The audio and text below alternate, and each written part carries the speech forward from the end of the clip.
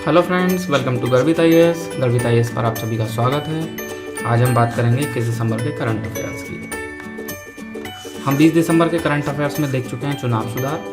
आज दोबारा इस न्यूज़ को हमने लिया है और इसको दोबारा लेने का उद्देश्य है ये समझना कि देश में संस्थाएं किस तरह से काम करती हैं। आप सबने न्यूज़ में देखा होगा कि निर्वाचन आयोग ने ऐसे राजनीतिक दलों की पहचान की है जिन्होंने कोई चुनाव नहीं लड़ा है, जिनका अस्तित्व केवल कागजों में है। उसने आगे की कार्रवाई के लिए इनकी सूची कर अधिकारियों को भेजी है। निर्वाचन आयोग शीघ्र ही केंद्रीय प्रत्यक्ष कर बोर्ड CBDT, जो CBDT को नहीं जानते हैं वो कल का लेक्चर देख लें, उसमें हमने बताया था CBDT क्या होता है। निर्वाचन आयोग शीघ्र ही CBDT को केवल कागजों पर मौजूद लगभग 200 राजनीतिक दलों की सूची से हटाने के जो उसने निर्णय लिया है उसकी जानकारी देगा। CBDT को जानकारी क्यों दी जा रही है? जिससे कि केंद्रीय प्रत्यक्ष कर बोर्ड इन राजनीतिक दलों के वित्तीय लेन देन की गहरी छानबीन कर सके। कल जब CBDT हमने आपको बताया था तो हमने आपको बताया था कि डायरेक्ट टैक्स के लिए जितने भी नियम कानून बनते हैं उनके लिए इनपुट प्रोवाइड कराना और उनको इम्प्लीमेंट कराना ये CBDT का काम है। तो आप देख रहे हैं कि डायरेक्ट टैक्स से जुड़ा हुआ अगर कोई भी मुद्दा है तो उसका इनपुट CBDT को प्रोवाइड कराया जा रहा है। निर्वाचन आयोग ने ये सूचना CBDT को भेज दी है। CBDT इसकी गहन छानबीन करेगा और आगे आने वाले डायरेक्ट टैक्स के जो नियम कायदे कानून होंगे उनमें इन बात की सिफारिश करेगा, जो यहाँ से वो अपने आउटकम निकालेगा। तो यहाँ से आप देखेंगे कि देश में संस्थाएं किस तरह से काम करती हैं और ये कोई बहुत भारी नहीं होता है। अगर आप डेली न्यूज़ वॉच करते रहते हो तो 2-3 महीने में आपको पता लगने लगता है कि जो पूरी सरकारी प्रणाली है, सरकारी तंत्र है, वो किस तरह से काम करता है। दूसरी न्यूज़ शिक्षा पर थी। आप सभी ने न्यूज़ में सुना होगा कि केंद्रीय माध्यमिक शिक्षा बोर्ड के शासी निकाय के द्वारा अगले शैक्षणिक वर्ष में 10वीं कक्षा के लिए बोर्ड परीक्षाएं अनिवार्य कर दिया है। इसी न्यूज़ में था कि 10वीं कक्षा तक त्रिभाषीय फार्मूला लागू किए जाने को मंजूरी दी और विदेशी भाषा को चौथी और वैकल्पिक भाषा का दर्जा दिया गया। न्यूज़ में यह भी था कि हिंदी, अंग्रेजी और भारतीय भाषा के त्रिभाषा फार्मूले को मौजूदा 6ठी-8वीं कक्षा के दायरे से बढ़ाकर 9वीं और 10वीं कक्षा तक कर दिया गया है। इसका मतलब 10th तक ये त्रिभाषा फार्मूला काम करेगा। त्रिभाषा सूत्र है क्या? नाम से स्पष्ट है कि ये भाषा शिक्षण से संबंधित है कि देश में कौन कौन सी भाषाएं पढ़ाई जाएं। इसके बारे में कुछ बातें जो प्रीलिम्स में काम आ सकती हैं, उनमें एक बात है कि त्रिभाषा सूत्र का संविधान में कहीं भी उल्लेख नहीं है। ये कुछ फैक्चुअल बातें हैं जो कहीं भी काम नहीं आएंगी, बस आपकी नॉलेज के लिए हम आपको ये बता दे रहे हैं कि सर्वप्रथम 1956 में अखिल भारतीय शिक्षा परिषद ने इसे मूल रूप से अपनी संस्तुति के रूप में मुख्यमंत्रियों के सम्मेलन में रखा था और मुख्यमंत्रियों ने इसका अनुमोदन भी कर दिया था। फिर 1968 की राष्ट्रीय शिक्षा नीति में इसका समर्थन किया गया और सन 1968 में ही इसका अनुमोदन कर दिया गया। सन 1992 में संसद ने भी इसके कार्यान्वयन की संस्तुति कर दी थी। एक जो दूसरी चीज़ काम की हो सकती है वो ये हो सकती है कि शिक्षा किस सूची का विषय है।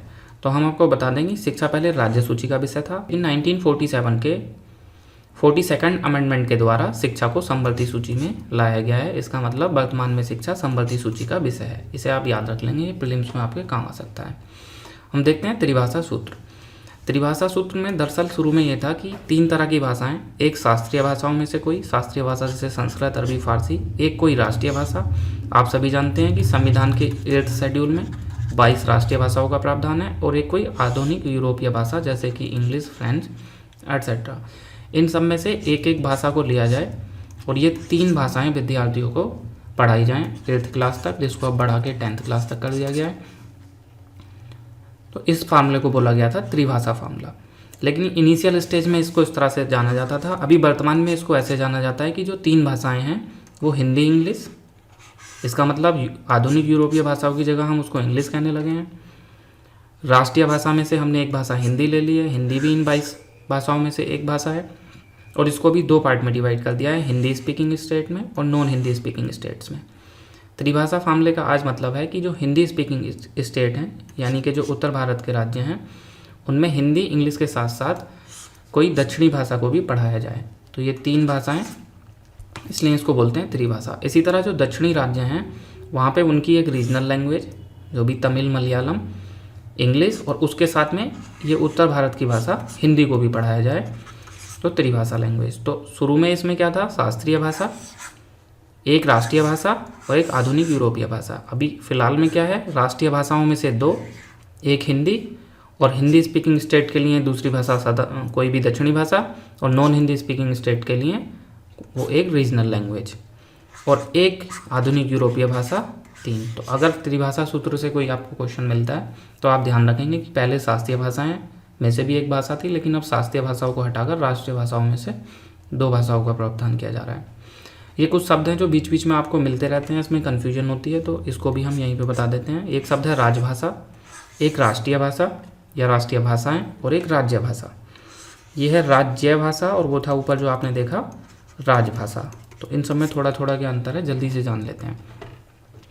राजभाषा वो भाषा होती है जो किसी राज्य या देश की घोषित भाषा होती है, जो कि सभी राजकीय प्रयोजन में प्रयोग होती है। भारतीय संविधान के अनुसार हिंदी भारतीय संघ की राजभाषा है। राजकीय कार्य मतलब जो भी ऑफिशियल वर्क होता है उसमें जो लैंग्वेज प्रयोग होती है। राष्ट्रीय भाषाएं, राष्ट्रभाषा वो भाषा होती है जो संपूर्ण राष्ट्र का प्रतिनिधित्व करती है और अधिकाधिक लोगों के द्वारा बोली या समझी जाती है। भारत में 22 राष्ट्रीय भाषाएं हैं। आप सभी जानते हैं कि भारतीय संविधान की 8वीं अनुसूची में इन राष्ट्रीय भाषाओं का उल्लेख है। आप इस 8th शेड्यूल को एक बार देख लेना कि उसमें 22 भाषाएं कौन कौन सी हैं। कभी इस तरह का क्वेश्चन अगर आपको प्रीलिम्स में मिल जाए कि 3-4 भाषाएं दे दे और पूछ ले कि निम्नलिखित में से कौन सी भाषा राष्ट्रीय भाषाओं में शामिल नहीं है, या निम्नलिखित में कौन कौन सी भाषाएं राष्ट्रीय भाषाओं में शामिल हैं, एक बार आप उसको पढ़ लेना कि अगर इस तरह का क्वेश्चन आपको मिल जाए तो आप उसको हैंडल कर पाएँ। राजभाषा आपने समझ लिया कि उस देश की आधिकारिक भाषा जिसमें ऑफिशियल वर्क होता है। राष्ट्रीय भाषाएं जो इस तरह की भाषाएं हैं जो वहाँ अधिकतर लोगों के द्वारा बोली जाती हैं, तो उनको राष्ट्रीय भाषाओं का दर्जा दे दिया जाता है। और राज्य भाषा प्रदेश की राज्य सरकार के द्वारा उस राज्य के अंतर्गत, मतलब देश में जो बोली जाएगी वो राजभाषा, और उसमें जो छोटे छोटे राज्य हैं, अगर इस राज्य में कोई एक भाषा ज़्यादा बोली जाती है तो ये राज्य अपना ऑफिशियल वर्क उस भाषा में कर सकता है, और इस तरह की भाषा को बोलते हैं राजभाषा। तो शिक्षा में आपने देखा कि क्या क्या चीज़ें हमारे काम की हो सकती हैं। पहली बात तो ये चीज़ हमारे बहुत काम की हो सकती है प्रीलिम्स के एग्जाम में कि शिक्षा पहले राज्य सूची का विषय था, अब वो संबलती सूची का विषय है। एक ही 1968 की राष्ट्रीय शिक्षा नीति, और त्रिभाषा सूत्र संविधान में नहीं है, और त्रिभाषा सूत्र भारत में भाषा शिक्षण से संबंधित है। इस तरह की बातें कुछ काम की हो सकती हैं। ये कि नेक्स्ट ईयर से 10th का बोर्ड होगा और ये सब कुछ, ये हमारे काम का नहीं था। ये तो बस ये है कि ये न्यूज़ थी, तो इससे अंडर करंट में क्या चीज़ें डेवलप हो सकती हैं, ये कुछ बातें प्रीलिम्स में हमारे एग्जाम में काम आ सकती हैं। जो नेक्स्ट न्यूज़ थी वो राष्ट्रीय हरित अधिकरण से संबंधित थी। आपने न्यूज़ में सुना होगा कि राष्ट्रीय हरित अधिकरण ने उन विमानन कंपनियों पर 50,000 रुपये का जुर्माना लगाया है जो उतरने के दौरान हवा में शौचालय के टैंक खाली करते हैं और मानव मलमूत्र घरों पर बिखेरते हैं। अधिकरण ने नागर विमानन महानिदेशालय यानी कि Directorate General of Civil Aviation को यह निर्देश दिया है कि वह उन सभी विमानन कंपनियों को पर्यावरण मुआवजे के तौर पर 50,000 रुपये का जुर्माना अदा करने के लिए परिपत्र जारी करे। ये नागर विमानन मंत्रालय क्या होता है और ये राष्ट्रीय हरित अधिकरण क्या होता है, इस तरह की चीज़ें प्रीलिम्स के एग्जाम में बहुत काम की हो सकती हैं। तो हम एक एक करके देख लेते हैं कि ये नागर विमानन महानिदेशालय क्या है और ये राष्ट्रीय हरित अधिकरण क्या है। हम इसको थोड़ा शुरू से देखते हैं। हमारे देश में जितना भी सिविल एविएशन का जो क्षेत्र है वो किसके अंदर में आता है, नागर विमानन मंत्रालय के, इस मिनिस्ट्री के। आप ये ध्यान रखेंगे कि ये जो मिनिस्ट्री है सिविल एविएशन के लिए नोडल प्राधिकरण का काम करती है। कभी प्रीलिम्स में ऐसे घुमा जाया जा सकता है कि नागर विमानन महानिदेशालय नोडल प्राधिकरण का कार्य करता है, तो वो नहीं, जो मंत्रालय है वो नोडल प्राधिकरण का कार्य करता है। मंत्रालय के अधीन तो अलग अलग संगठन हैं जो इस क्षेत्र की निगरानी करते हैं और इसको विनियमित करते हैं। वो संगठन है नागर विमानन महानिदेशालय और नागर विमानन सुरक्षा ब्यूरो। अब हम समझते हैं डीजीसीए क्या होता है। जो देश में नागर विमानन को लेकर जितने भी नियम बनाए गए हैं, कानून बनाए गए हैं, उनको इम्प्लीमेंट कराना ये काम है इस डीजीसीए का। नागर विमानन महानिदेशालय विनियामक निकाय है, इसका मतलब एक रेगुलेटरी बॉडी है, ये उसको रेगुलेट करता है, जो भारत के भीतर आने जाने की हवाई यातायात सेवाओं को और सिविल हवाई विमानन के प्रवर्तन, हवाई सुरक्षा, हवाई योग्य मानक के लिए जिम्मेदार है। BCAS यानी नागर विमानन सुरक्षा ब्यूरो क्या होता है, हवाई उड़ान के लिए जो सुरक्षा के मानक होते हैं ये जो अंतर्राष्ट्रीय मानक होते हैं उनके क्रियान्वयन के लिए ये अलग से एक बॉडी है। तो आपने देखा कि विमानन क्षेत्र के लिए एक मिनिस्ट्री है, एक मिनिस्ट्री के नीचे काम करने वाली 2 रेगुलेटरी बॉडी हैं, और इससे अलग कुछ इस मिनिस्ट्री के अंडर में ही कुछ सरकारी उपक्रम हैं, कुछ PSUs हैं। हम इसको इतना डिटेल में क्यों बता रहे हैं, हम आपको ये दिखाना चाह रहे हैं कि किस तरह से किसी भी क्षेत्र की पूरी जानकारी अगर आप जूम आउट करके उसको देखें तो कितनी सरलता से आप समझ सकते हैं। एक मिनिस्ट्री, उसके अंदर 2 बॉडी और कुछ PSUs, बस इतना अगर आप जानते हैं तो इसका मतलब आप नागर विमानन क्षेत्र के बारे में काफ़ी कुछ जानते हैं। जो कुछ PSUs हैं उनके सबके अलग अलग काम यहाँ पे दिए गए हैं। इसमें जो एक PSU काम का है जहाँ से क्वेश्चन बन सकता है प्रीलिम्स के एग्जाम में, वो है भारतीय विमानपत्तन प्राधिकरण AIA। इसका गठन कब हुआ था, ये सब हमारे काम का नहीं है। हमारे काम का है कि इसका उद्देश्य क्या है। तो इसका लक्ष्य देश में सक्षम प्रचालन के लिए विश्व स्तरीय हवाई अड्डा सेवाएं उपलब्ध कराना है, जो विमानन की मूल संरचनाएं के सृजन, उन्नयन, रखरखाव और प्रबंधन के उद्देश्य से इसका निर्माण किया गया है। बाकी इन सब के बारे में आप हल्की हल्की डिटेल पढ़ लेना।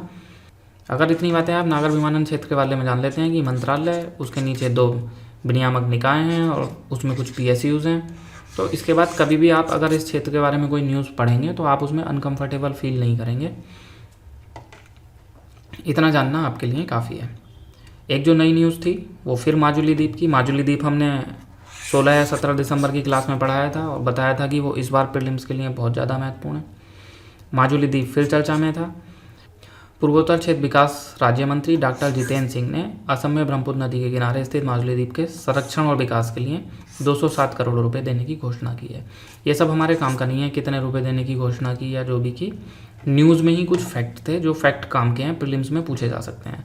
ऑल इंडिया रेडियो न्यूज़ में दिया था कि दुनिया का सबसे बड़ा नदी द्वीप।